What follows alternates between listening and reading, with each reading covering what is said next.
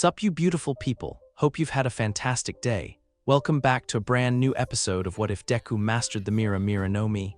Imagine Izuku Midoriya, wielding the devastating power of Ace's Mera Mera no Mi. How would his fights change? What would a firebending hero look like in My Hero Academia? This isn't just a fantasy. We're diving deep into the explosive possibilities of Deku as a flame fruit user and how it rewrites everything you thought you knew. If you guys enjoy this What If, comment down below and let me know. And go ahead and check out other What Ifs in the channel after watching this video. Before we get into it though, don't forget to subscribe and leave a like and also share this video with your friends. So let's start this video. 10 million points, Present Mike's amplified voice echoed across the arena with theatrical drama. That's what first place is worth in the cavalry battle, which means every single team will be gunning for our obstacle race winner, Midoriya Izuku. The announcement sent ripples of calculation through the assembled students as they absorbed the implications. In a cavalry battle, teams of 4 would compete to steal points from each other through headband capture, with the 10 million point prize making Izuku's team the primary target of literally everyone else in the competition. Every team against mine, Izuku realized as he felt dozens of gazes lock onto him with predatory intensity. This is going to be like the USJ all over again, surrounded by enemies with nowhere to run. But unlike the USJ, this time he could use his full capabilities without worrying about maintaining cover stories for civilian safety. The sports festival was designed to showcase student abilities at their maximum potential, which meant he could finally demonstrate what 10 months of training with All Might had really accomplished. Team formation begins now, Present Mike announced. You have 15 minutes to assemble your cavalry units and prepare your strategies. Remember, teamwork makes the dream work. Almost immediately, students began clustering around the highest-scoring competitors from the obstacle race. Izuku found himself at the center of a small crowd as classmates and other students pitched their partnership proposals. Midoriya, Uraraka appeared at his side with characteristic enthusiasm. Let me be on your team. My zero gravity can make the whole group weightless for aerial maneuvers. An excellent tactical consideration, Iida added, adjusting his glasses with mechanical precision. My Recipro burst engines can provide ground-based mobility and defensive capabilities. Before Izuku could respond to either offer, a familiar voice cut through the growing crowd. He's already got a team. Everyone turned to see Todoroki approaching with his typical calm confidence, but there was something in his heterochromatic eyes that suggested this wasn't just about competition strategy. Todoroki, Izuku said carefully, I appreciate the offer, but it's not an offer, it's a statement of fact, Todoroki interrupted with quiet certainty. You need teammates who can handle the pressure of being targeted by every other team simultaneously. I'm the only one here with experience operating under that kind of scrutiny. The claim wasn't arrogance, it was simple truth. As Endeavor's son, Todoroki had been in the public spotlight his entire life, dealing with expectations and analysis that would crush most people. If anyone understood what Izuku was facing, it would be him. But more importantly, Todoroki continued, his voice dropping to a volume that only nearby listeners could hear, you need teammates who understand that winning sometimes requires creative interpretations of the rules. The subtle emphasis made Izuku's stomach clench. Todoroki wasn't just offering partnership, he was offering complicity, the kind of understanding that came from someone who had secrets of his own to protect. What's your proposed team composition? Yaoyorozu asked with practical curiosity, apparently intrigued by the tactical possibilities. Midoriya as the writer for obvious reasons, Todoroki replied, his analytical mind clearly having worked through multiple scenarios. Myself and Yaoyorozu as the primary horses for maximum mobility and defensive capabilities. And his gaze swept the remaining students before settling on an unexpected choice. Tokoyami as our 4th member. The dark-shadowed boy looked surprised to be selected. My dark shadow isn't particularly suited to cavalry battle dynamics. Your quirk operates independently of conventional physical limitations, Todoroki corrected. In a battle where every other team will be using conventional mobility and offensive capabilities, having an autonomous shadow creature provides tactical options they won't anticipate. It was, Izuku had to admit, a brilliant team composition. Todoroki's ice creation for terrain control and defense, Yaoyorozu's versatile equipment generation, Tokoyami's autonomous offense, and his own thermal manipulation for crowd control and environmental effects. On paper, they should be able to handle anything the other teams threw at them. but he could also see the underlying agenda. Todoroki was assembling a team specifically designed to showcase and analyze Izuku's abilities under maximum pressure. Every technique he used would be observed by 3 of the most analytically minded students in their class. He's not just offering partnership, Izuku realized with growing certainty. He's engineering a situation where he can study my power up close while I'm too busy fighting to maintain careful limitations. It's a sound tactical composition, Yaoyorozu agreed, apparently having run similar calculations. Complementary abilities with minimal overlap in function. Dark Shadow finds the strategy acceptable, Tokoyami added in his formal manner, though I reserve the right to withdraw if circumstances become problematic. Before Izuku could object or propose alternatives, the team formation had essentially decided itself. Other students were already moving toward different partnerships, accepting that the high-value group had been claimed by competitors with the skills to actually protect those 10 million points. 15 minutes to prepare for a battle where literally everyone else wants to destroy us, Izuku thought as his new teammates began discussing formation strategies.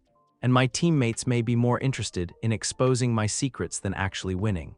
But as he watched other teams forming around the arena, Bakugo assembling a group focused on explosive offense, Iida creating what appeared to be a speed-based hit-and-run unit, several teams from other classes combining their abilities for maximum point accumulation.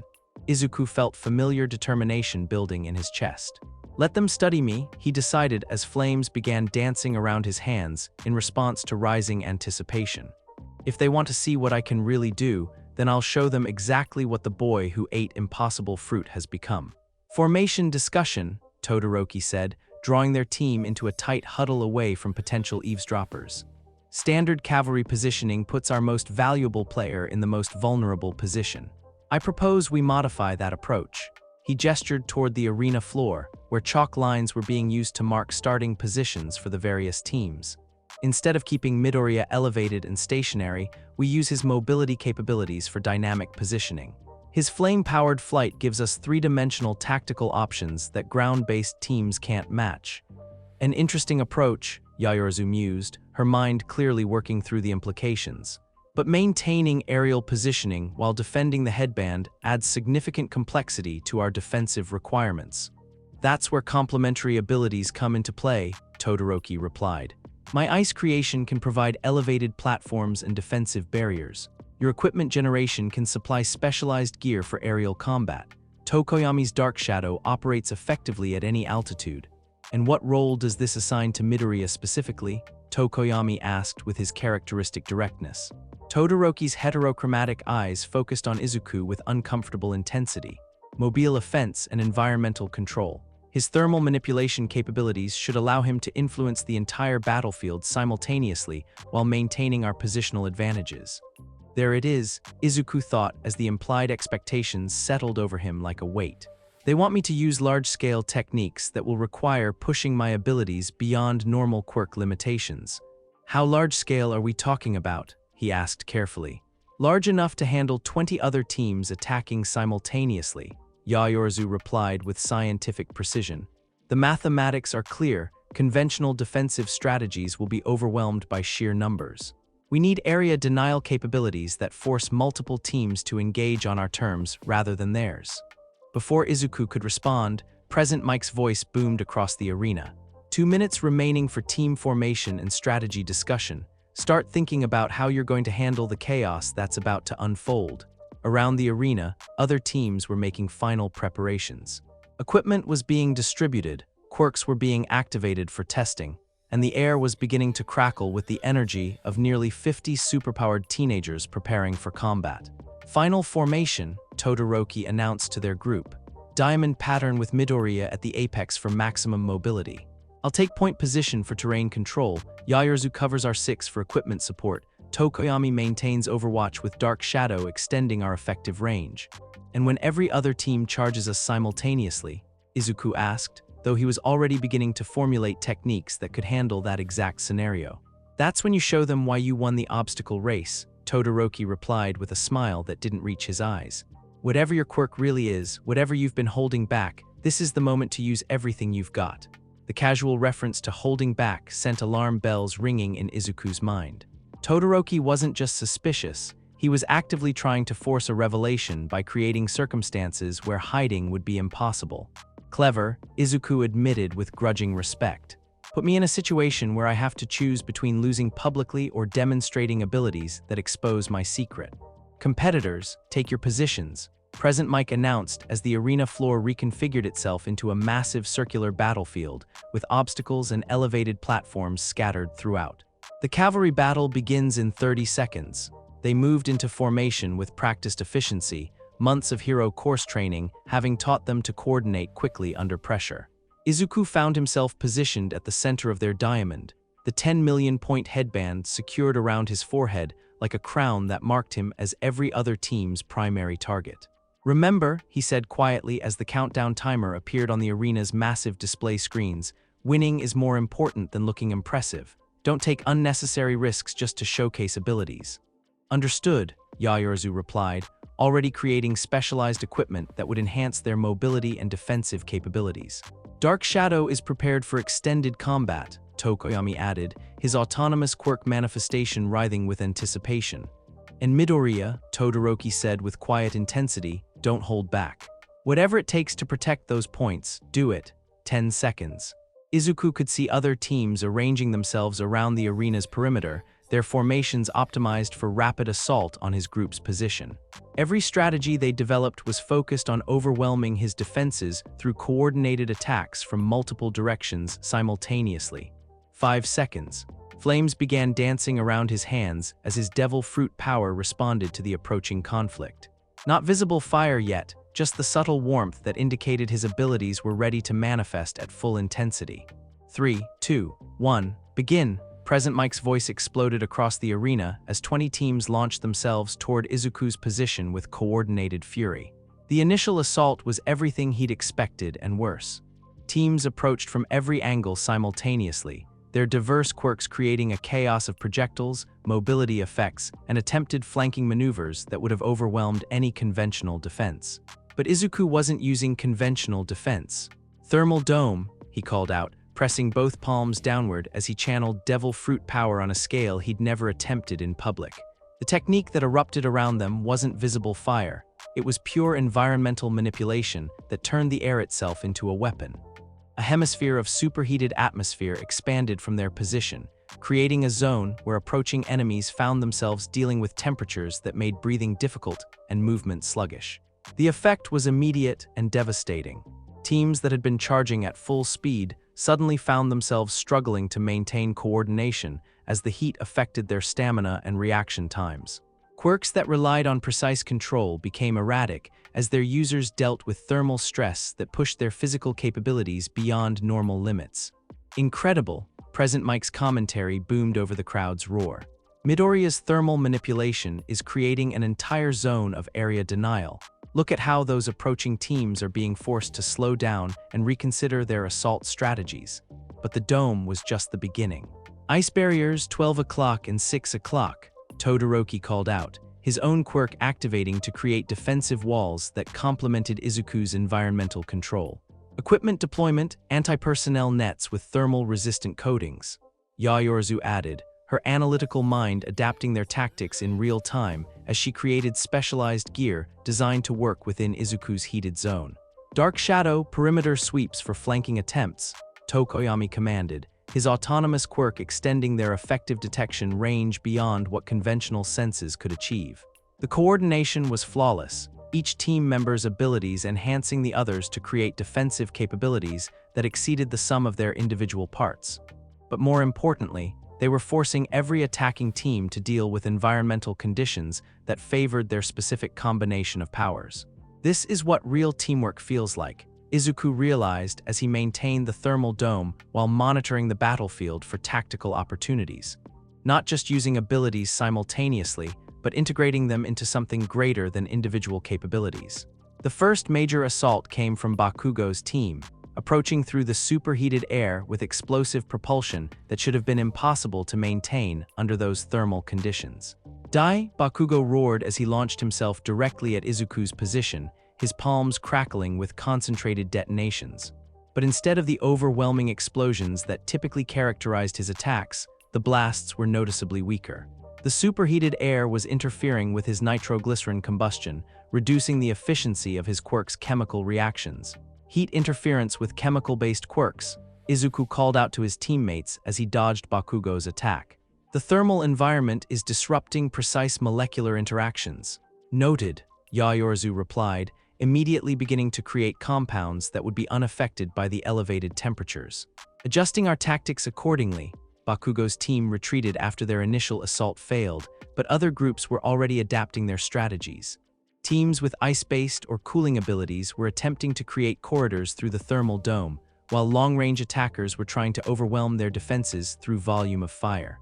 Time to escalate, Izuku decided as he analyzed the battlefield situation. 20 teams were coordinating their attacks now, having learned from the first wave's failure. Conventional defensive measures wouldn't be sufficient for what was coming next. Everyone hold on, he announced to his teammates. I'm going to try something that might get a little intense. Before any of them could ask for clarification, Izuku began channeling devil fruit power on a scale that pushed beyond anything he'd demonstrated before. Inferno Spiral, what erupted from his position wasn't just heat. It was controlled atmospheric manipulation that created a massive updraft centered on their team's location. The thermal column lifted their entire formation skyward, while simultaneously intensifying the heat dome that was protecting them from ground-based attacks. The effect was spectacular. Their team rose nearly 50 feet into the air on a column of superheated air, giving them perfect visibility of the entire battlefield, while maintaining defensive capabilities that made conventional attacks impossible. This is unprecedented. Present Mike's voice carried genuine awe as cameras tracked their aerial positioning. Midoriya's thermal manipulation has achieved sustained flight for his entire team. The tactical advantages of that positioning are incredible. From their elevated vantage point, Izuku could see the full scope of the battlefield chaos below. Teams were regrouping and reassessing their strategies, clearly recognizing that conventional ground-based assault approaches wouldn't work against opponents who could maintain aerial superiority indefinitely. But he could also see something that made his analytical mind shift into overdrive. Several teams were beginning to coordinate their abilities in ways that could potentially threaten even their elevated position. Their learning, he realized as he watched team leaders gesturing and sharing information between groups. Using the first phase of combat to analyze our capabilities, then developing counters based on what they observed. Projectile attacks incoming, Yaoyorozu called out as several teams launched coordinated ranged assaults designed to overwhelm their aerial defenses. Ice barriers, defensive positioning, Todoroki replied, creating elevated platforms that provided cover while maintaining their height advantage. Dark Shadow intercept duty, Tokoyami commanded, his quirk manifestation expanding to catch projectiles that penetrated their other defenses. The coordination was seamless, but Izuku could feel the strain beginning to accumulate. Maintaining the thermal column while simultaneously generating the heat dome required sustained output of devil fruit power at levels that pushed his current limitations. Energy management, he reminded himself as sweat began beading on his forehead despite the superheated air around them. Can't maintain this indefinitely without risking complete exhaustion. That's when the real threat materialized. Several teams had abandoned direct assault in favor of a coordinated strategy that targeted their greatest vulnerability, the thermal column itself. If they could disrupt the updraft that was maintaining their aerial position, the entire team would come crashing down into the waiting arms of ground-based opponents.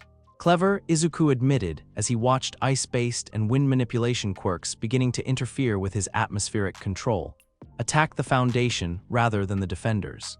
Column stability compromised, he announced to his teammates as their altitude began to fluctuate. We need to transition to mobile tactics. Understood, Todoroki replied, immediately beginning to create ice formations that would provide alternate positioning options. Yaoyorozu mobility equipment for emergency evacuation. Already in production, she confirmed, specialized gear materializing around them with practiced efficiency. But before they could execute their tactical transition, the coordinated counterattack reached critical mass. Multiple teams activated their quirks simultaneously, creating a convergence of effects that overwhelmed even Izuku's environmental control. The thermal column collapsed. Their team plummeted toward the arena floor as 20 enemy teams positioned themselves to capitalize on their sudden vulnerability. This was the moment every opposing strategy had been building toward, catching the 10 million point team in free fall with no defensive options and limited time to respond. Falling into a trap, Izuku realized as the ground rushed toward them. Every team positioned for optimal headband capture the moment we land, but they'd forgotten one crucial detail about devil fruit users. Falling wasn't necessarily a disadvantage when you could control your own relationship with gravity through thermal manipulation. Phoenix Wing, Izuku called out, flames erupting from his arms and back in the distinctive pattern that had become his signature technique. But this time, instead of using the flame-powered flight for his own mobility, he extended the thermal thrust to encompass his entire team. All 4 members found themselves caught in controlled jets of superheated air that turned their chaotic fall into a coordinated aerial assault. "Impossible," someone shouted from the crowd as they swooped over the heads of waiting enemy teams. How is he generating enough thrust for 4 people simultaneously? Devil fruit power operating beyond normal thermodynamic limitations, Izuku thought with grim satisfaction. But it looks like exceptionally advanced fire quirk application to outside observers. They used the unexpected mobility to execute a series of hit-and-run attacks that scattered the coordinated ground forces.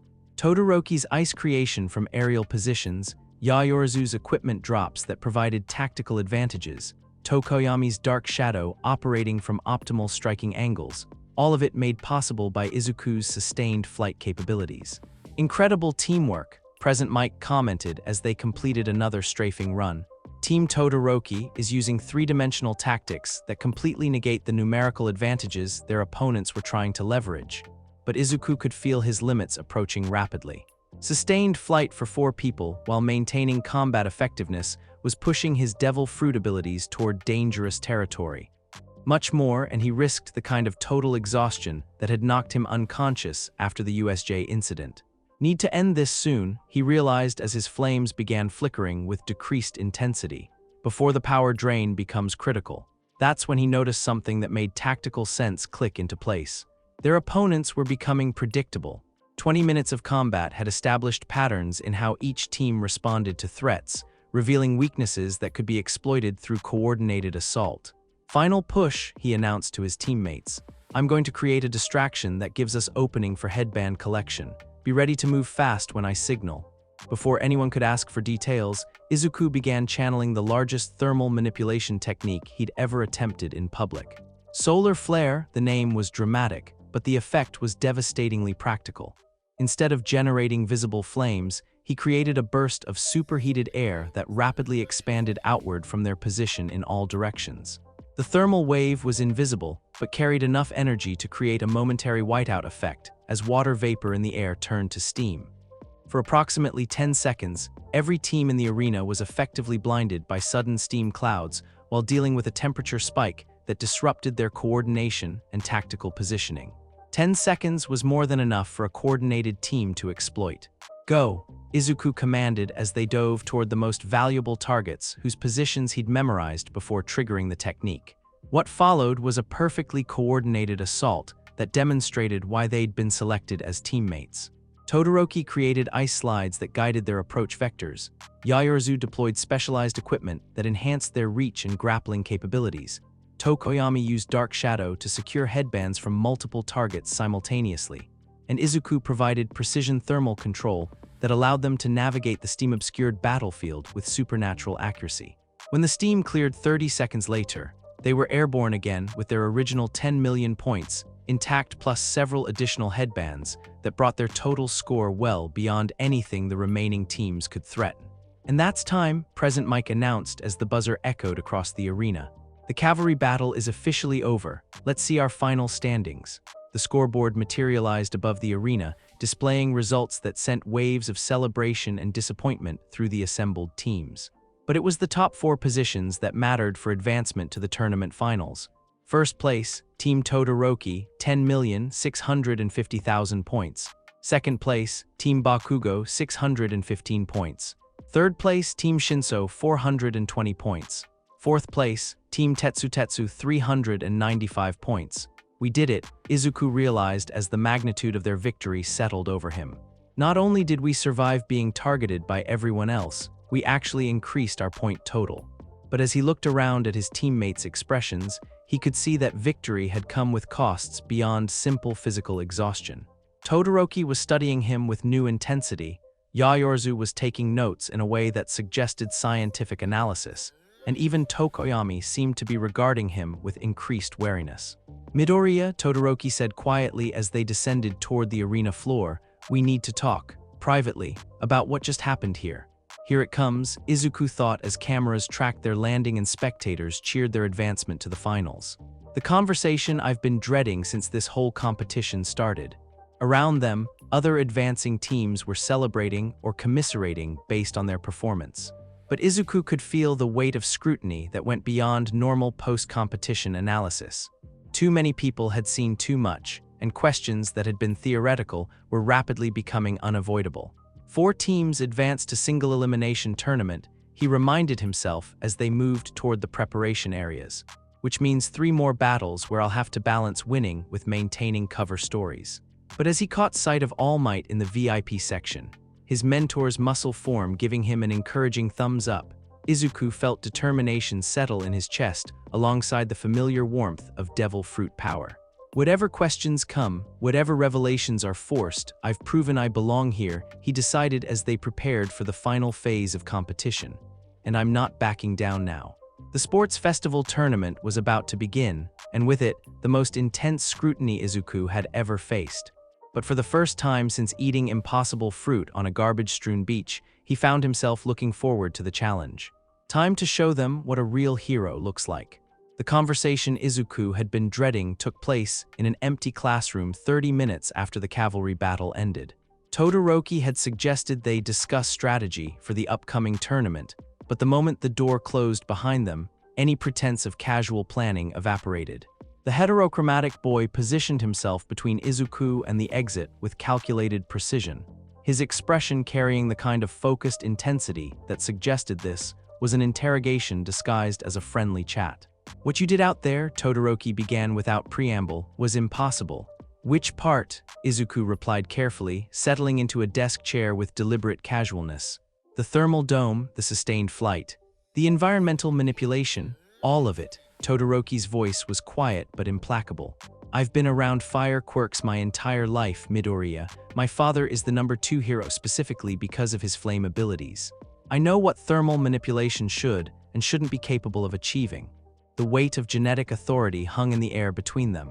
Endeavor's son speaking from years of experience with high-level fire techniques, making claims that carried far more credibility than Izuku's carefully constructed cover story. "Fire quirks are more versatile than most people realize," Izuku said, falling back on his standard explanation. "Creative application can push boundaries that seem impossible at first glance." "Bullshit." The curse was delivered with clinical precision, cutting through diplomatic language like a blade. "Sustained flight for 4 people simultaneously requires thermal output that would kill a normal human through heat exhaustion. Environmental control on the scale you demonstrated should have drained your entire energy reserves within minutes. And that final technique, solar flare, generated enough superheated air to create steam clouds across the entire arena." Todoroki leaned forward, his mismatched eyes boring into Izuku's with uncomfortable intensity. "Either you're not human or you're not using a fire quirk. Which is it?" The directness of the question caught Izuku off guard. He'd been prepared for suspicious curiosity, probing questions, maybe even accusations of cheating. But this was different. This was someone with genuine expertise, making informed deductions based on irrefutable evidence. "He's not fishing for information," Izuku realized with growing alarm. "He's already reached conclusions and is looking for confirmation." "My quirk registration is on file with UA," Izuku replied, though the words felt hollow even as he spoke them. "Thermal manipulation with flame generation, manifestation date approximately 10 months ago. Everything is documented. Documentation can be falsified." Todoroki's tone held no accusation, just stated fact. "Especially if someone has reasons to hide the true nature of their abilities." The implication hung between them like a sword. Todoroki wasn't just questioning Izuku's power, he was suggesting active deception at levels that would require institutional complicity. "Why would I lie about my quirk?" Izuku asked, genuinely curious about Todoroki's reasoning process. For the first time since the conversation began, uncertainty flickered across Todoroki's expression. I don't know. But people lie about their abilities for all kinds of reasons. Protection, privacy, strategic advantage. His voice grew quieter, sometimes because the truth is too complicated for other people to understand. He's speaking from experience, Izuku realized as he caught the undertone of personal pain. Whatever his suspicions about my power, they're connected to his own secrets. What about you? Izuku asked, deflecting the interrogation with a question of his own. I've noticed you only use your ice abilities in combat. Why avoid the fire side of your quirk entirely? The change in Todoroki's expression was immediate and dramatic. The calculated curiosity vanished, replaced by something that looked almost like physical pain. That's not relevant to this discussion, he said sharply. Isn't it? Izuku pressed, sensing an opportunity to shift the conversation away from his own secrets. You're questioning whether I'm hiding something about my power, but you're obviously hiding something about yours. Maybe we both have reasons for not revealing everything. Silence stretched between them as Todoroki processed the implications of mutual concealment.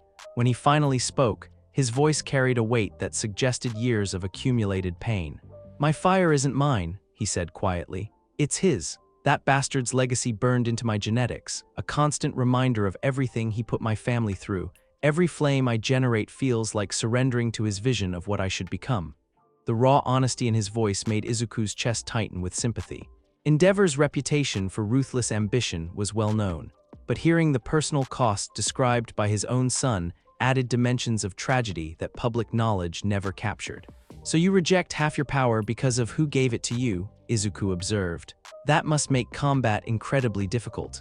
I'm strong enough with ice alone, Todoroki replied with defensive pride. I don't need his flames to become a hero. But you could be stronger with both, Izuku pointed out. More versatile, more capable of helping people in situations where ice isn't optimal. Aren't you limiting yourself out of spite? And aren't you? Todoroki shot back. Whatever you're really hiding, whatever your power actually is, you're clearly holding back. That cavalry battle should have been easy for someone with your capabilities, but you were struggling by the end. Why not use everything you have? The question hit closer to home than Izuku was comfortable admitting. His devil fruit power operated on scales that could have ended the cavalry battle within minutes, but revealing that level of capability would have raised questions he wasn't prepared to answer. Maybe, Izuku said slowly, we're both afraid of what happens when people see us at full strength. Todoroki's expression grew thoughtful as he processed the implications of that observation. You think people would fear us? Or just see us differently? I think they'd see us as we really are instead of who we've been pretending to be, Izuku replied. And maybe that's scarier than any external reaction. They sat in contemplative silence for several minutes, two boys with powerful secrets considering the costs of revelation versus the limitations of concealment. Finally, Todoroki spoke with quiet resolve. The tournament brackets were announced while we were talking, he said, pulling out his phone to display the matchup schedule. You and I are fighting each other in the semifinals. Izuku studied the bracket display, noting the path that would lead to their inevitable confrontation. Worried about facing someone whose power you can't categorize? No, Todoroki replied with absolute certainty. I'm looking forward to it, because that fight is going to force both of us to make decisions we've been avoiding. What kind of decisions? Todoroki's heterochromatic eyes held depths of determination that made Izuku's devil fruit power respond with anticipatory warmth. Whether we're going to keep hiding from ourselves, or finally embrace what we're capable of becoming. The promise and threat in those words followed Izuku as they left the classroom and returned to the tournament preparation areas. Around them, other advancing competitors were dealing with their own pre-fight anxieties, but none of them were facing the kind of existential challenge that awaited in the semi-final match. Todoroki versus Midoriya, Izuku thought as he reviewed the bracket one more time. Fire versus fire, with everything we've been hiding at stake. 2 hours later, the tournament began with opening ceremonies that somehow managed to exceed even the sports festival's previous spectacle. The arena had been reconfigured into a massive single combat space surrounded by 80,000 spectators, with viewing screens and camera angles that would broadcast every moment to millions of viewers worldwide. President Mike's commentary reached new heights of enthusiasm as he introduced each competitor, their backgrounds, and their journey through the earlier rounds. When Izuku's name was announced, the crowd's reaction was a mixture of excitement and curiosity that spoke to the growing legend surrounding his unexpected abilities. From Class 1A, the obstacle race winner and cavalry battle champion, Midoriya Izuku, This late manifesting fire user has demonstrated thermal manipulation techniques that push the boundaries of what we thought possible. The spotlight that followed him as he waved to the crowd felt like focused sunlight, warming his skin in ways that had nothing to do with his devil fruit power. For the first time in his life, Izuku was receiving recognition not as a curiosity or a charity case, but as someone whose abilities commanded genuine respect. This is what I've been working toward, he realized as he took his position in the competitor section. Not just having power, but earning recognition for using it well. The early tournament matches showcased the incredible diversity of abilities among UA's first-year students. Quirks that manipulated gravity, hardened skin to diamond consistency, generated acid, or created explosive projectiles from navel piercings. Each fight demonstrated creative applications of power that would have seemed impossible before the Age of Heroes. But it was the psychological dimension of combat that proved most interesting to observe. Competitors who looked overwhelming on paper could be defeated by opponents with superior tactics or mental preparation. Raw power meant nothing without the wisdom to apply it effectively. Intelligence beat strength, Izuku noted as he watched match after match. But intelligence combined with overwhelming power. His own first match was against Shinso from Class 1C, the mind control user whose quirk had carried his team to third place in the cavalry battle. The purple-haired boy had a reputation for psychological warfare that went far beyond his official ability description. "You know," Shinso said as they faced each other in the center of the arena, his voice carrying clearly despite the crowd noise, "everyone's been talking about your incredible power. Fire techniques that defy conventional understanding, thermal manipulation on impossible scales. Makes a person wonder what you're really hiding."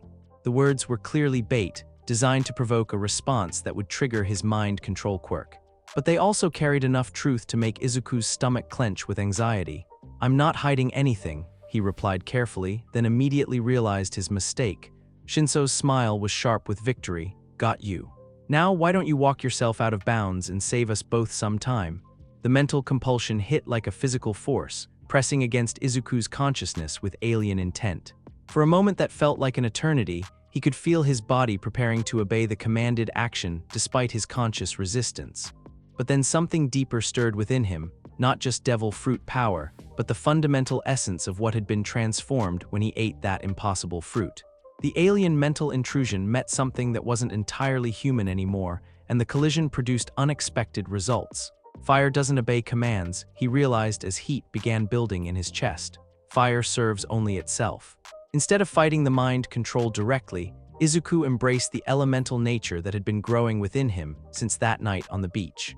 The mental compulsion found nothing to grip, no human consciousness stable enough to dominate when faced with something that had become fundamentally other. "Interesting," he said as full awareness returned, his voice carrying harmonics that spoke to deeper transformation. "But fire bows to no one." Shinso's expression shifted from confident victory to shocked disbelief as his quirk failed completely. "That's impossible. Mental resistance can't." Flame lance. The superheated beam that erupted from Izuku's palm wasn't aimed at Shinso directly. It struck the ground at his feet, creating a burst of steam and thermal shock that sent the mind control user flying backward toward the arena's boundary. "Winner, Midoriya Izuku," Present Mike announced as Shinso landed just outside the combat zone. An incredible display of mental resistance followed by precision thermal application. But as Izuku walked off the arena floor, he could see the questions in everyone's eyes.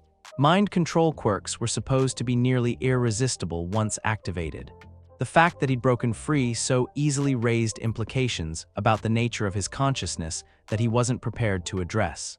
Another secret that's becoming harder to maintain, he thought as he returned to the competitor section. How many more before someone figures out the truth? The afternoon matches proceeded with increasing intensity as the field narrowed toward the semifinals.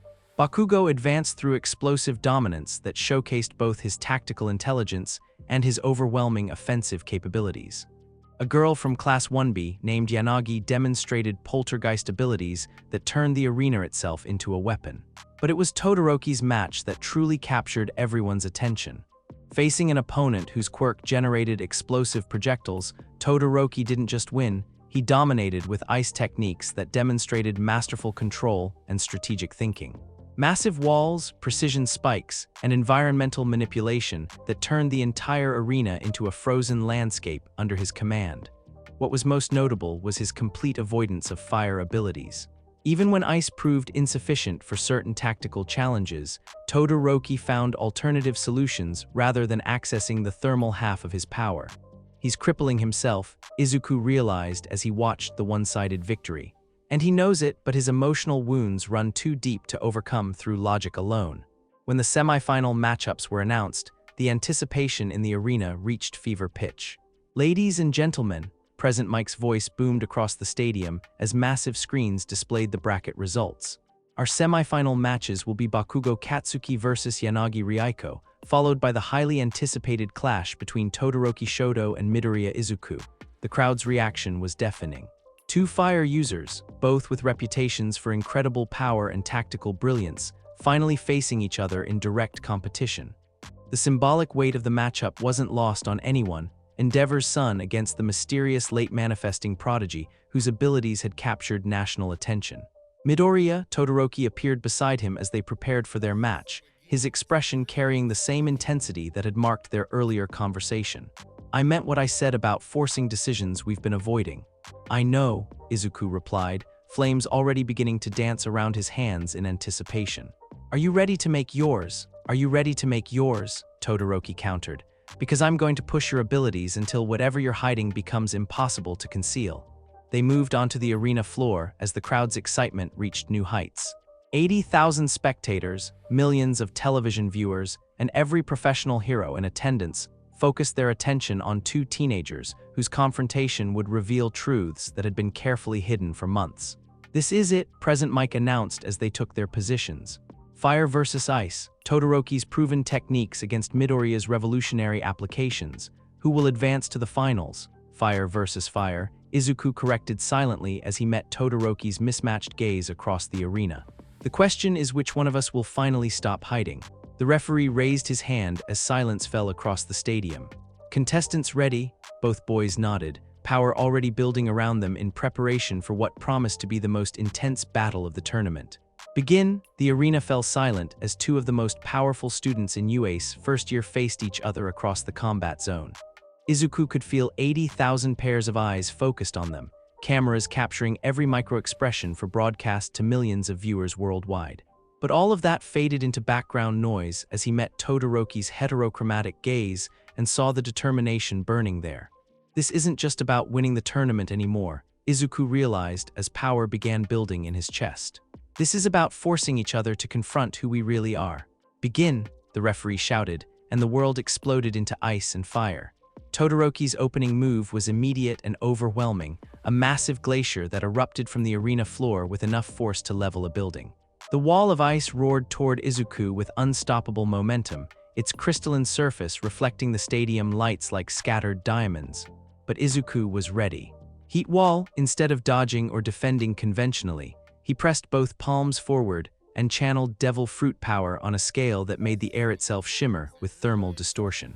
The technique wasn't visible flame, it was pure thermal energy that turned the space between them into a zone where ice simply couldn't exist.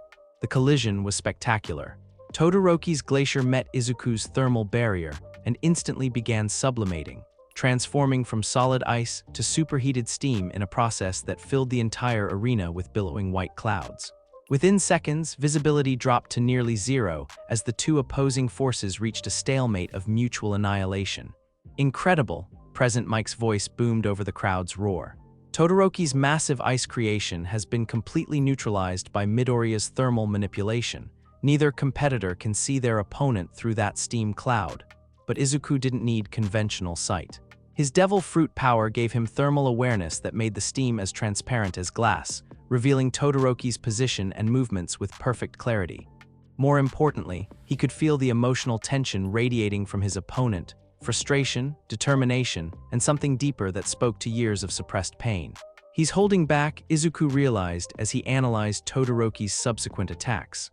All that power, all that potential, and he's deliberately crippling himself to avoid using half his abilities. "Phoenix Wing," Izuku called out, launching himself skyward on jets of controlled flame. The aerial perspective revealed the full scope of Todoroki's tactical thinking. Ice formations were spreading across the arena floor in complex patterns designed to control movement and create advantageous positioning. It was masterful environmental manipulation that demonstrated why Endeavor's son was considered one of their class's most formidable combatants. But it was also incomplete. "You're amazing, Todoroki," Izuku called down through the dissipating steam, his voice carrying clearly despite the distance. "But you're fighting with one hand tied behind your back. Why won't you use your fire?" The response was immediate and violent. Spears of ice erupted from the arena floor, tracking Izuku's aerial position with precision that spoke to years of combat training. Each projectile was positioned to force him into disadvantageous positions while limiting his mobility options. "Don't lecture me about power," Todoroki shouted back, his voice cracking with emotional strain. "You don't understand what it means to carry someone else's legacy."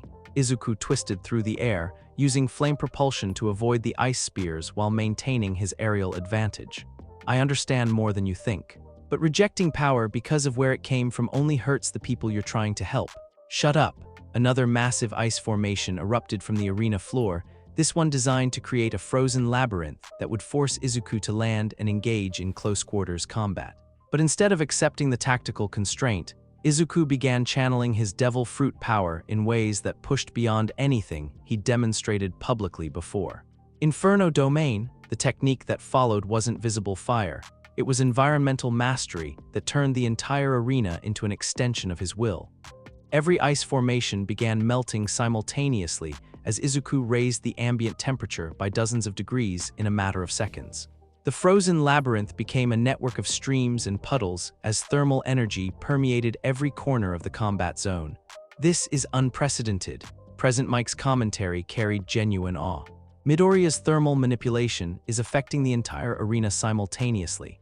How is he generating that much energy output without visible flame generation?" The crowd's reaction was a mixture of excitement and confusion as they watched Todoroki's ice constructions dissolving faster than they could be created. But it was Endeavor's reaction in the VIP section that caught Izuku's attention.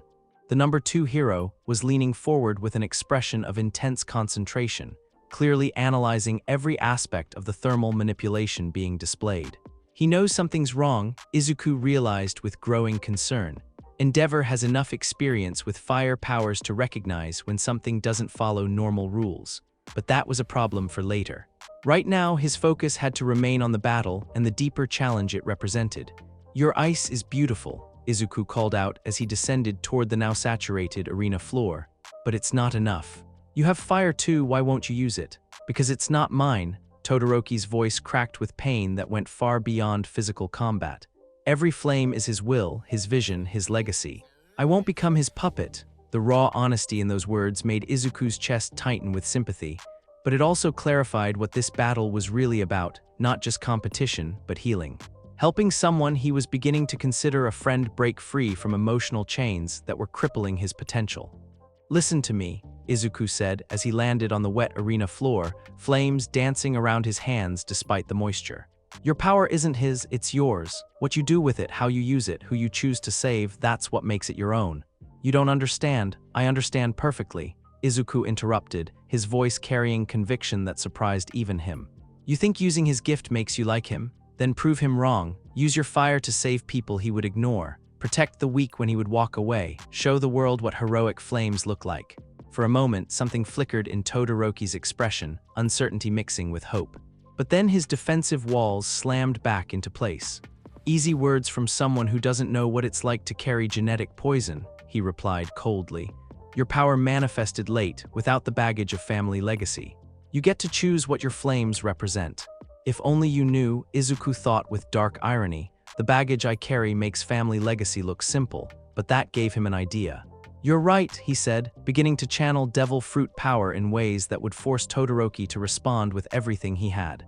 "I do get to choose. And I choose to show you what your fire could become if you stopped being afraid of it."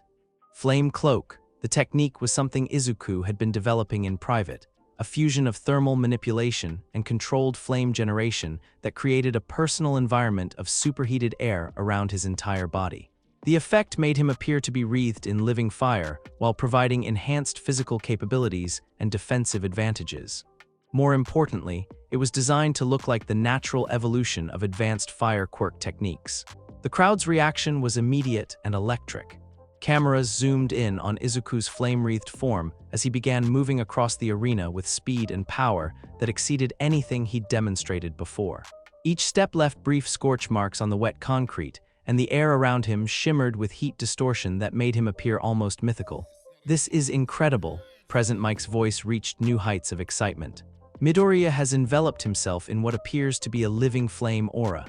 The tactical applications of that technique are mind-blowing, but it was Todoroki's reaction that mattered most. The heterochromatic boy was staring at Izuku's flame-cloaked form with an expression of wonder and something that might have been envy. "That's what fire looks like when it serves life instead of ambition," Izuku said as he approached across the arena floor. "Power used to protect rather than dominate. Your father's flames burn cold compared to what you could achieve." "Stop," Todoroki whispered, but there was no conviction in his voice. "Fire that warms instead of scorching," Izuku continued, his flame cloak pulsing with gentle warmth that reached across the distance between them. "Light that guides instead of blinds. Strength that lifts others up instead of tearing them down." Ice began forming around Todoroki's right side, but it was erratic, unstable, emotional turmoil affecting his normally perfect control. "That's not how it works," Todoroki said desperately. "Power corrupts, strength breeds arrogance. Using his gift means becoming like him. Only if you let it." Izuku's voice carried absolute conviction as he stopped just outside Todoroki's effective range. "Power doesn't determine character, character determines how power is used. Your father's flames are cold because his heart is cold, but your fire," he gestured toward Todoroki's left side, where traces of heat were beginning to leak through despite his conscious suppression. "Your fire could warm the world." For a moment that stretched into eternity, they stood facing each other across the arena, one boy wreathed in flames that spoke to heroic potential, the other trapped in ice that represented years of emotional defense. The 80,000 spectators had gone silent, sensing that something profound was happening beyond simple combat competition. Then Todoroki spoke, his voice barely audible but carrying clearly in the sudden hush. "I want to be a hero, then be one," Izuku replied simply, "with everything you have." The change began slowly. Heat shimmer appeared around Todoroki's left side as suppressed power finally began to surface. His heterochromatic eyes widened with something that looked like wonder as his flames, not his father's, began dancing around his left hand.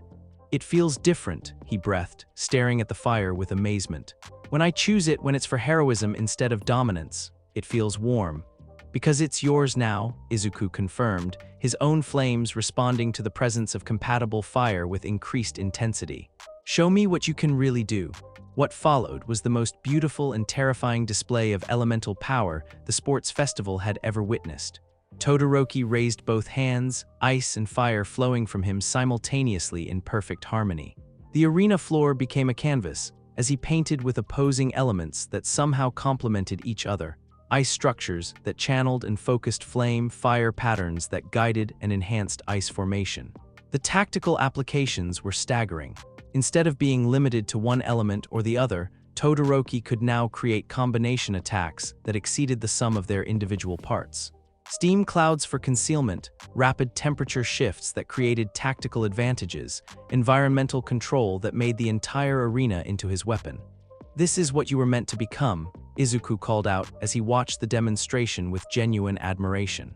"Not your father's puppet, not ice alone, but something entirely new." "Thank you," Todoroki replied, his voice carrying peace that had been absent since their conversation began. "For showing me that fire can be heroic." But even as he spoke, his expression grew focused and determined. "Now let me show you what heroic fire really looks like." The attack that followed was everything Izuku had hoped to inspire and everything he'd feared to face. Todoroki combined ice and fire with masterful precision, creating a barrage of elemental assault that forced Izuku to push his own abilities to their absolute limits. Ice spears wreathed in flame. Steam explosions that provided concealment for follow-up attacks. Rapid temperature shifts that made the arena floor treacherous and unpredictable. It was tactical brilliance enhanced by raw power, the kind of fighting that separated great heroes from good ones. Izuku responded with everything he'd learned during 10 months of training with all might.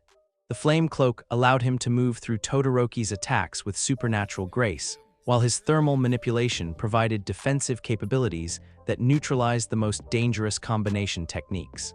But more importantly, he found himself smiling. This is what I've been working toward, he realized as he danced through fire and ice with devil fruit enhanced reflexes. Not just having power, but using it alongside someone who understands what heroism really means. Thermal lance, he called out, projecting a concentrated beam of superheated air that punched through Todoroki's ice barriers.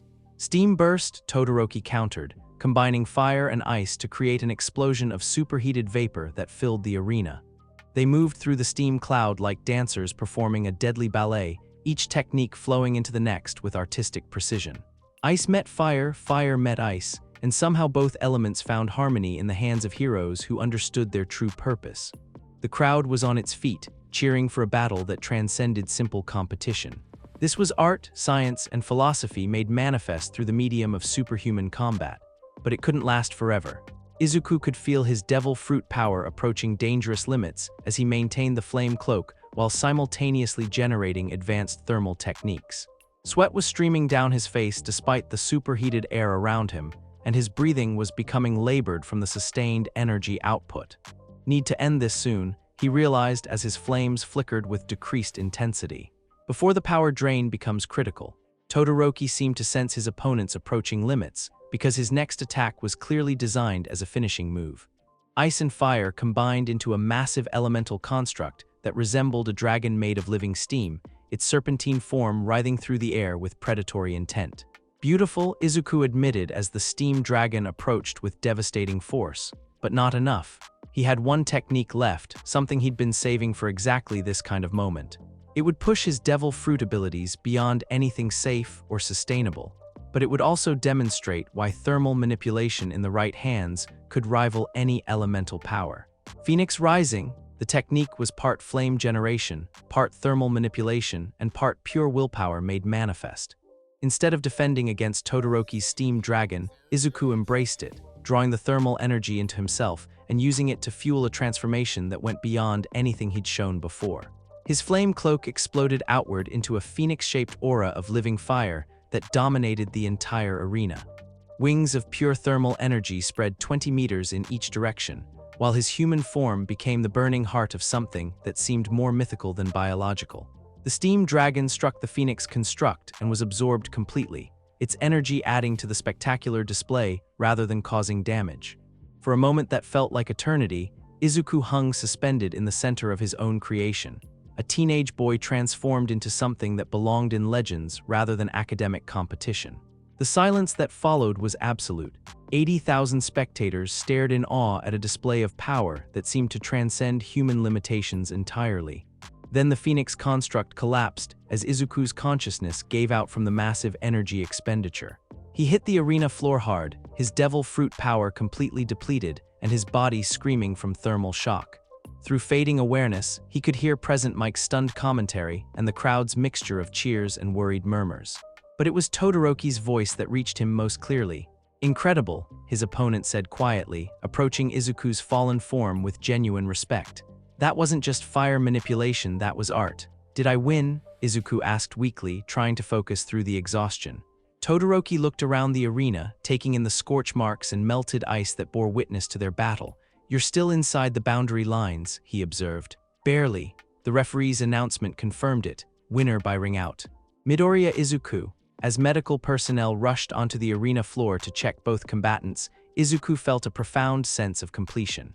Not just from advancing to the finals, but from helping someone he was beginning to consider a real friend break free from emotional chains that had been limiting his potential. "Thank you," Todoroki said as recovery teams worked on both of them, "for showing me that power can be beautiful when it serves the right purpose." "Thank you," Izuku replied, "for showing me what it looks like when someone chooses to be heroic with everything they have." But even as satisfaction settled over him, Izuku was aware of the questions his performance had raised.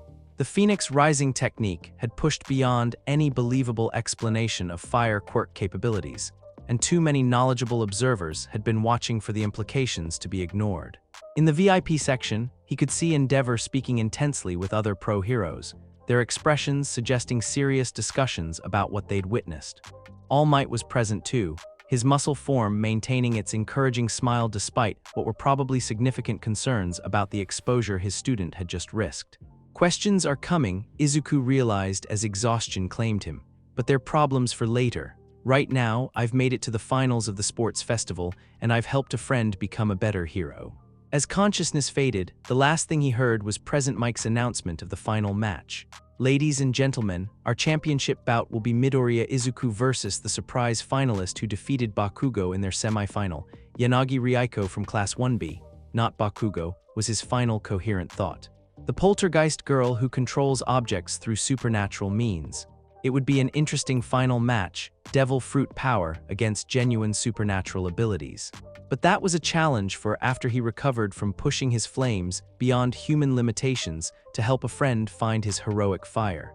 Thank you so much for joining me on this incredible journey today. I hope you enjoyed exploring the fascinating what-if scenario of Deku. The possibilities were truly mind-blowing. If you found this video entertaining, don't forget to give it a thumbs up, share it with your friends, and subscribe to the channel. Your support means the world to me and inspires me to bring you more captivating content in the future. Stay tuned for more exciting what-if stories and other amazing videos coming your way. Until next time, take care, stay curious.